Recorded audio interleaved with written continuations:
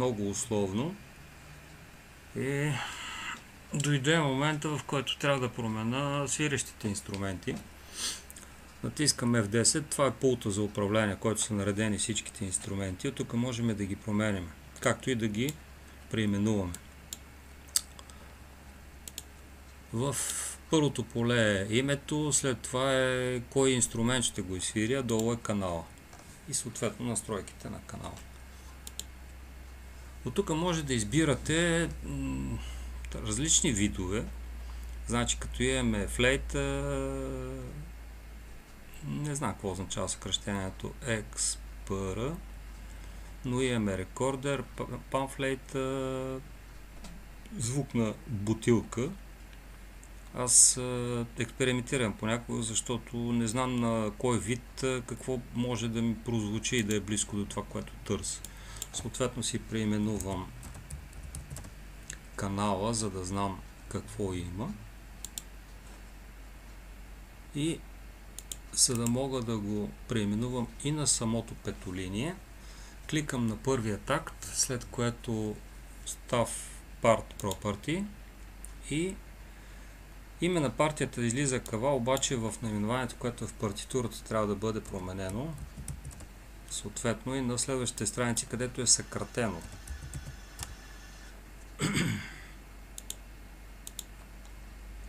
И вече излиза в партитурата по този начин. Ако искаме да го чуем само него, избираме соло на канала. Не е това, което би трябвало да бъде. Тук в тези дървени духови има една окарина, която се доближава до това нещо, което знаем за звучението на кавала.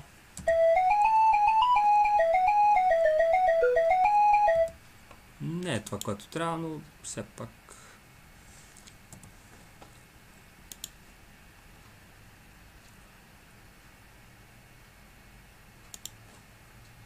има доста инструменти, които са семплирани.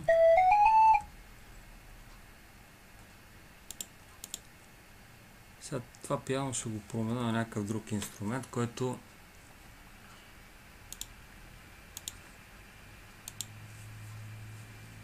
в последствие, да речем, може да избера цигулка, защото в последствие ще запиша гадулка върху това нещо. Да видя как ще звучи като баланс. Даже ще сложа виола, а тук ще го напиша гадулка.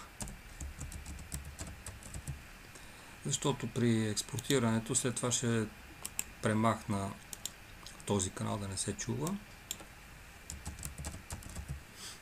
а върху него върху общия запис ще запиша наживо гадулката, за да може да стане с оригинален.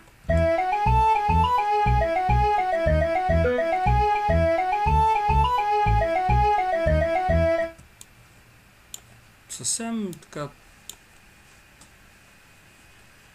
условно има някакъв вид звучение, което е близко до истината. Като казвам виртуални инструменти, тези инструменти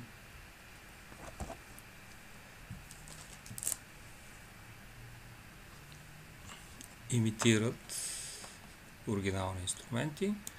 В съвременните звукозаписни среди тези инструменти имат доста добри характеристики, когато се говори с професионален звукозапис, техника, която е от по-висок клас, и тогава се получава доста добър саунд, доста добро звучение. Сега да добавим барабаните. Реденето на барабаните е доста специфична работа, но човек трябва да е сядал на барабани и горе-долу да се заслушва кой от тези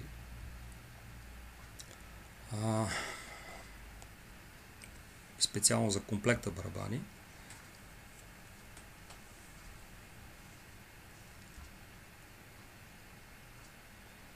къде звучи като инструмент, за да може да подреди.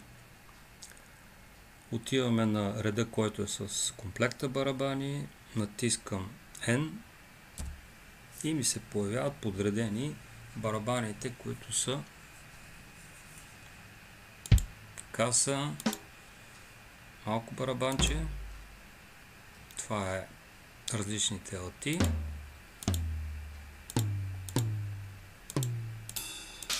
чинели, различни тракалки, така нататък. Аз използвам много малка част от тези неща.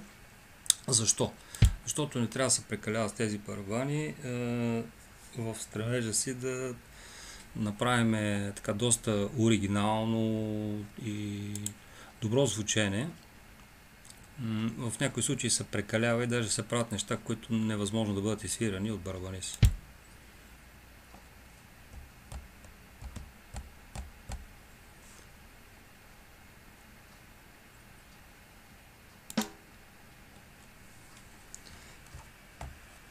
При писането на тази формула за барабаните е много важно да отивате на времето, което трябва да изпишете следващата нота. Ето, например, това ми позволява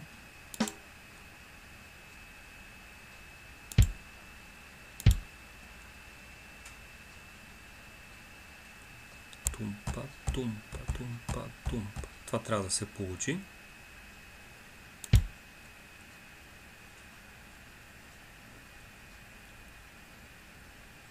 Само че касата трябва да бъде на следващия.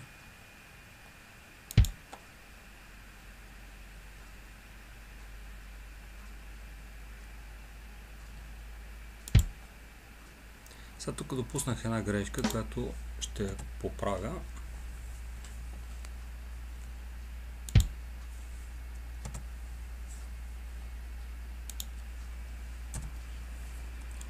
Ритмиката върви тумпа, тумпа, тумпа, тумпа. Каса, фус, с стрелката вдясно отиваме на следващия такт, който ни трябва, обаче тук не ми позволява.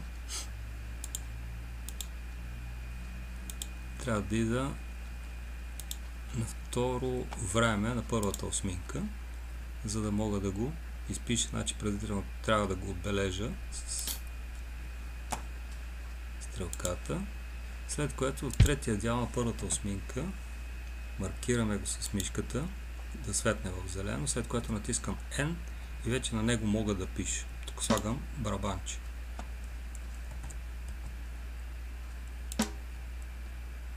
И последната осминка слагам едно фусче. След като съм направил единия такт, аз не се старая с много разнообразие на барабаните, защото не обичам много тракалки да обикалят. Има други функции на този тип инструментал. Съзвучието с останалите да видим дали се получава.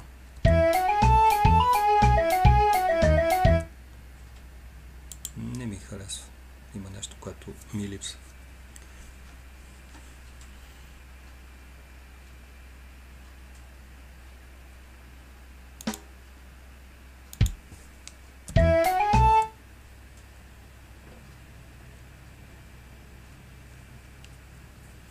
Към този фус ми се иска да добавя барабанче.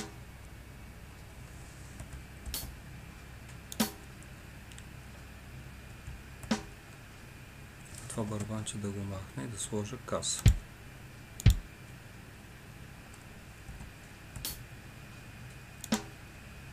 Това е друго барабанче да сложим накрая. Айде да го пробваме сега да видим как звучи новото.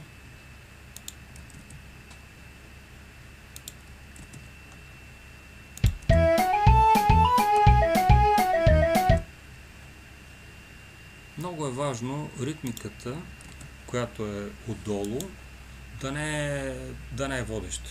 Да не става солиращ инструмент барабаниста. Много барабанисти имат нарация да бъдат солиращи инструменти. Айде, няма нужда.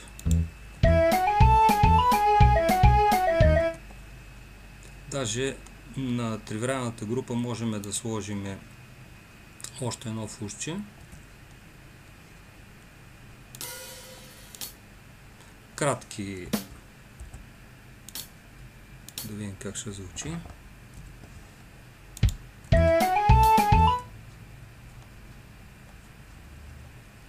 разсейва.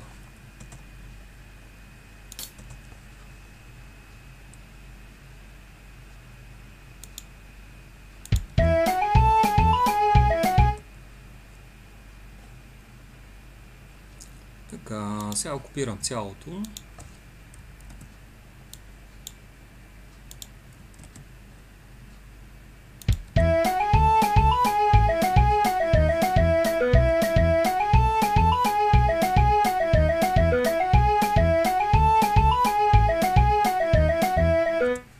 Тук вече нямаме барабани. Сега копирам един такт и го слагам накрая, обаче в третия дял имаме само на първо време, което означава, че този фулс и барабанче от последната осминка на третия дял ще ги преместиме тук, като да завършат заедно с каст.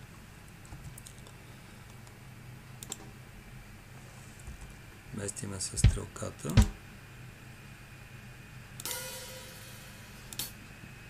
По-кратки трайности и общо взето тракалки, защото се получава доста разсеяване, когато се направи на аудио и не може да се хване началото на следващата фраза. Така, сега го пускам по-отрано. Естествено, че ще свири първата волта.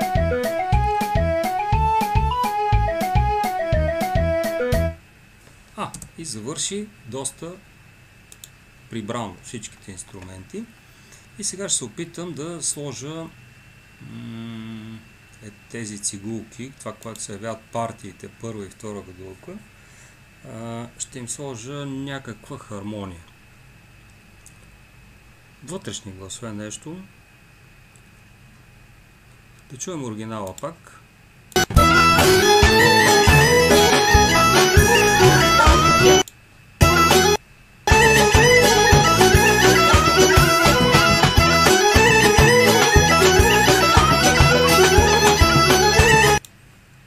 Има доста раздробяване на тъпана, само че аз няма как да го направя това нещо, защото се получава доста усложнено. При записа, който е с живи инструменти, това си е нещо даже задължително, нещо нормално. Но при мене няма как да се получи, защото имитацията на тези инструменти е доста сложна работа. Така, започваме от ми.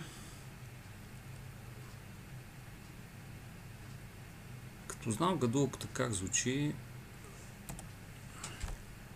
да изберем някакви инструменти, ще го наречем първа гадулка и втора гадулка.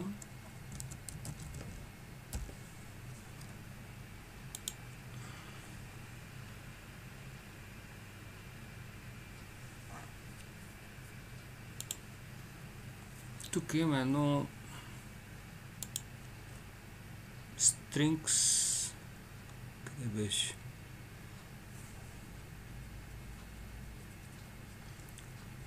Когато е виолин, се използва като термин, който е за една цигулка умножена по много. Докато когато е strings, тогава е за партия цигулки. Да, ще го намалим като звучение да бъде някъде 80 силата на канала. После при настройката на самия канал ще ви покажа как става. И ще преименуваме тук тази партия да бъде гадулка първа.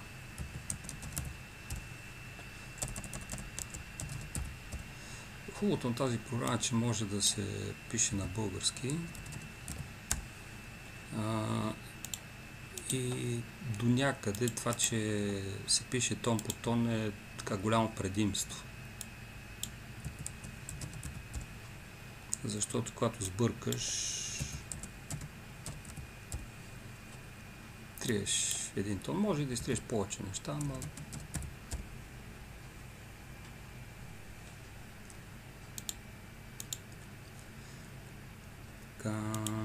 айде сега да сложим звучението на тези вътрешни гласове.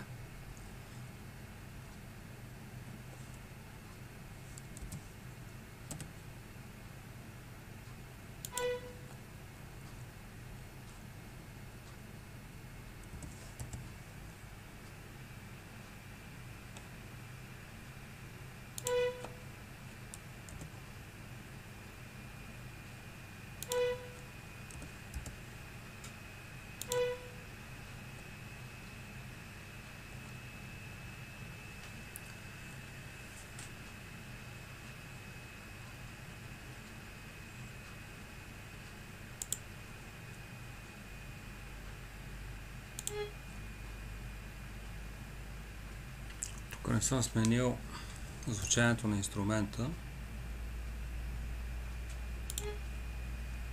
Ще го направя след малко.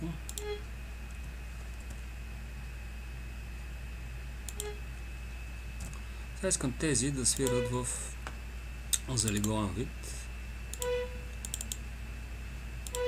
Ще свири като непрекъсната цяла звучност.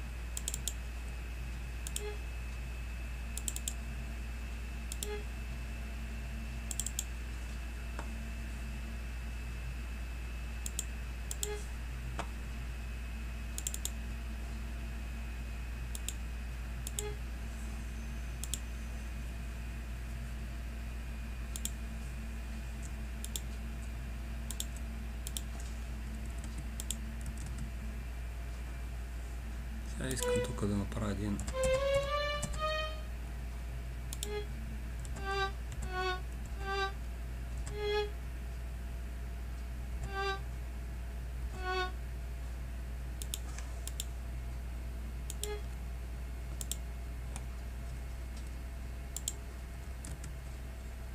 така, я да видим как звучи.